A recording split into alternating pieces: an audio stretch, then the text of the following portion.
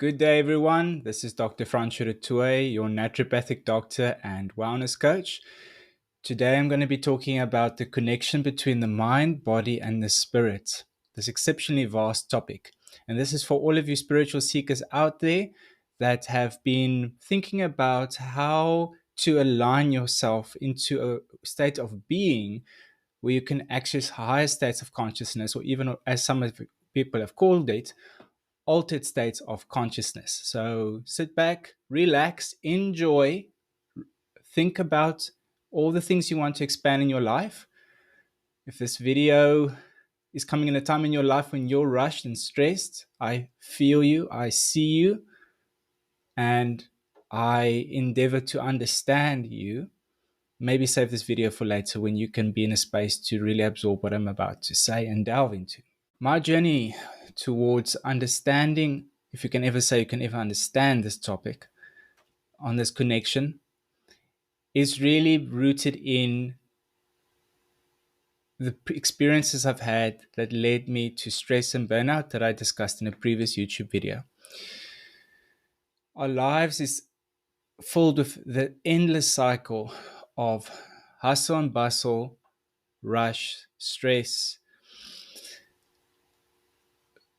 physical and mental burnout, emotional trauma, relationship-based trauma, failure, so much more. And I went through all of these things, as I'm sure you have in your life.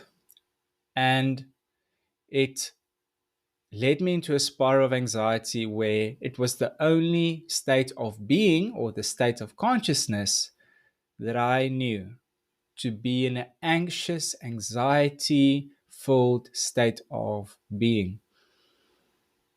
So my mind was literally grinding itself down to dust. And it was destroying me, and it was killing me slowly until I actually hit rock bottom more than once in my life, in a state of depression and panic attacks.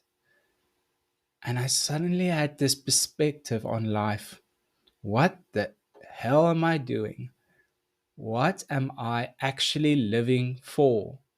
Why am I stressing about so many things, in particular what other people maybe think about me, when in fact it's impossible to know what other people think about you? And especially when I'm actually thinking about other people and not myself, in the sense of, what do I want to achieve in life? What makes me happy? What fills me with joy? What gives me a sense of purpose? And in essence, all of those feelings and all of those ambitions and all the career plans that I had brought me to a standing still point, a falling apart, a falling down a cliff point, and I literally collapsed. I collapsed on the floor. I started crying. And from that place, I said, I'm giving up everything. My ambitions, my career, the success I want to achieve, it's not working for me. And then I'm a Christian, so I tapped into asking God, God, please help me. But I also give up everything, all these different things. If you're not a Christian, you can insert the higher consciousness or power that you believe in, the name that you put onto the higher consciousness. And in that place, everything became completely still. And I felt a state of peace that I'd never felt in my entire human existence. It was so profound. It was so deep. It was so all-encompassing because of the way that I'd functioned up until now, up until that point, for 90% of my life, 80% of my life, that I had literally nothing to do. I had no motivation or strength to continue on, except that I knew that I discovered peace. And it was so awe-inspiring and so amazing that I did not know how to continue on, except that I felt that This is my new normal. I want to always be in a state of calm and peace and function from this place. From a hedonistic perspective, yes, because it also feels so good. But from a, let's say, a spiritual perspective, because I am aware my mind isn't eating me up. My mind is open to hear everything. I'm able to see more. I'm able to just be in the moment, be present, the gift that we've all been given, and enjoy this moment that we've all been given by, I believe, God's grace or by a higher design. And it's accessible for all of us. For me, that was the foundation of what we are discussing in many ways. Reconciling the mind, body, and the spirit. Because all three of those things are actually one thing. And it doesn't matter which one of those areas you choose to focus or work on, even though it's important to prioritize those three areas separately, especially if those are your weak points or your challenging points. But recognizing that by focusing in on just the one thing, you miss out on the openness to be and receive everything that you need by tapping into a higher consciousness.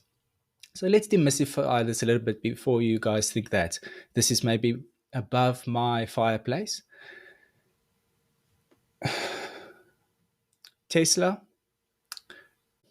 said that it would be better for science to start to describe everything as energy and frequency and in terms of light, especially in this term, frequency. In the most foundational way, it means everything is always moving. Nothing is standing still. Everything is vibrating at a specific frequency that we can measure. And when you stop and just listen and just become aware, it means you're expanding your consciousness to be able to actually perceive all of these different signals, sources of information that is out there. And now to personalize this, each one of you listening has a unique spiritual gift. Each one of you can tap into any spiritual gift, but some of them will take potentially a lot of work, and that could stress and burn you out. It's not necessarily your calling. You can choose to pursue it if you'd like to. But there are certain spiritual gifts that are unique to your calling and purpose that you are perfectly aligned for. And it's a saying that by one of the Greek philosophers, the unstudied life is not worth living. So when each one of you takes time aside to sit down at any given stage of my life, I have at least one journal close by. I have about 4. This is just one of them. I'd encourage you to put time aside to start to write about the spiritual experiences you've had in your life. And if you have had none, that is your perception, and I trust that will change. I also know that when you stop and start to think about your life, you will start to recognize spiritual experiences, because they can also be outside of your body, in terms of things that you see transpiring that are in essence supernatural opportunities, even great sources of tragedy, things seemingly that go wrong, that steer lives on a path. It's all about choices. Just to sketch this out, I've consulted thousands of patients over the 12 years I've been in practice, including overseas when I worked in the luxury wellness industry. And there's no human being that is not shaped by negative and traumatic experiences. And all of it is a choice. The one person chooses to say, because my dad hit me as a child, I'm an angry, bitter human being. The other person says, because my father hit me, I'm going to be a loving, caring parent and teach my children and teach my family and teach my friends how anger can be used for good as a force of strength and energy to propel me into my life's path and mission. Not to be a pushover, because some people are like, oh, I'm never going to be angry like my father. We all need to face our past. Some people say facing our demons, other people say facing our dragons. Those things need to be reconciled and become a part of you to inspire you. But those two different stories, same story, different choices. That is what I mean. It's a personal responsibility. And this is a saying that's always true. I trust and I believe is a law of the universe that will always remain true. And that is that hurt people hurt people. But as I've learned from my life coach, and this is written about in many other books, to flip the script. It's a very powerful mindset or mental tool, which means with that saying, it also means healed people heal people. So I think the greatest honor that we have as delving into this topic of mind, body, and spirit is to reconcile our different selves. How to do so? Let's think about this. Talking about the body, most people focus on what they don't like about their body, what is not beautiful, what's not accepted. Coming from trauma, what you heard, you grew up with, you were bullied, or said you were ugly, or said you were fat, or any whatever not nonsense things that are said in the world. None of those things are true. The only things that are true are the things that you believe, in essence, take on for yourself. And the body always changes. In fact, the body is always changing. In terms of frequency, in terms of vibration, the body is always moving. It's always moving. Which direction do you want to move it? Now, if you think about the body moving, that's also where movement as medicine comes in, vis-a-vis exercise. Movement is one of the most powerful ways of shifting the consciousness. So now we're thinking about, like, yes, loving ourselves, healing from the trauma that we've had about body image. Then we move our bodies, physically moving our bodies. Whatever form of movement that you like. Exercise, dancing, swimming, climbing mountains, walking in the forest, whatever floats your boat, whatever you enjoy doing. And that shifts your mindset. Also, you are moving into a different environment. The saying is, a change is as good as a holiday. And one of the most powerful things is that your environment influences you much more than you think. So by moving outside of your current environment, especially into a natural, beautiful area, becoming inspired by nature, being filled with awe, how beautiful the sunset is. The sun has just set for me now behind this camera. I've started to prioritize time to see the sunrise and see the sunset. I sacrificed the sunset for this video recording gladly for you. But I can still see the entire landscape as it's becoming darker. And when you are going into the forest and into the mountainsides or going to a river, go to places that inspire for you with awe. Because then your mind is being filled with thoughts of beauty. Also being inspired by complexity, but the complexity is actually so complex that it's simple, giving a clue and insight into a higher mind, a higher intelligence at work in the natural way of things that are always growing, always expanding. I'm not going to get sidetracked about what humans are doing to the natural world today. And then we're talking about spirit. In that entire process, you are becoming more and more aware of things that cannot be perceived. We have 5 senses, but then we do have senses outside of them. Yes, there's I don't want to mention that title because that's associated with a quite negative, scary movie. But we do have senses outside of our five senses. And like I mentioned, each one of you has a unique gift or ability to sense things that other people cannot. You know that you've had experiences potentially like the following, and I'll mention a couple. You know by just the way a sparkle in someone's eye that their consciousness is shifting to a specific emotion, like anger or hatred or love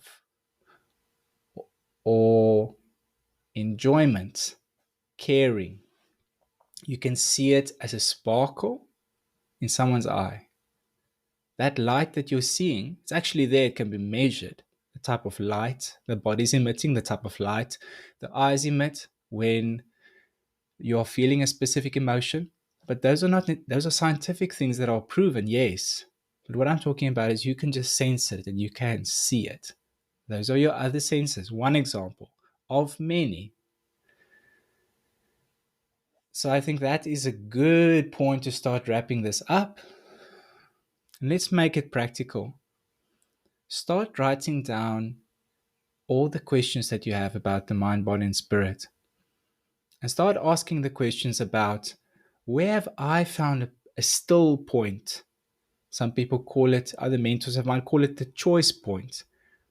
The moments in your life where you're completely clear, completely present, completely at peace, where the outside world and the inside world became one, as to speak in a specific teacher's words, which I won't mention in honor of him, and maybe not everyone respects him. And in those moments, you start awakening more and more to the altered states of consciousness and awareness, where the mind, body, and spirit, in essence, become one thing. Thank you for listening. I trust that this inspires you. Subscribe to this channel to be able to support me and to share more content like this. Share this with everyone that you know. Blessings and peace, and looking forward to the next video.